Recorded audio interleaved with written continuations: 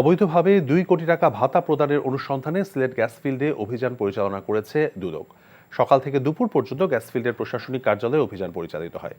দুদক সিলেট অঞ্চলের সহকারী পরিচালক আশরাফ উদ্দিন এবং জুয়েল মজুমদারের নেতৃত্বে অভিযানে বিভিন্ন নথিপত্র খতিয়ে দেখেন তারা। প্রাথমিকভাবে জুলাই থেকে নভেম্বর পর্যন্ত ১৯৫ জন কর্মচারীকে অবৈধভাবে ওভারটাইম ভাতা প্রদানের সত্যতা পেয়েছে দুদক।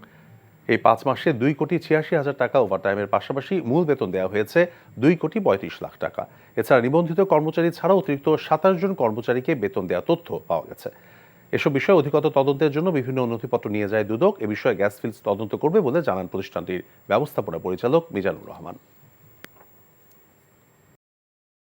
যা দেখেছি সেটা তো স্বাভাবিক কোনো বিষয় না। যার ব্যথা সেই বুঝে। আজকে একটা বিশেষ কারণে দেরি হয়ে গেছে।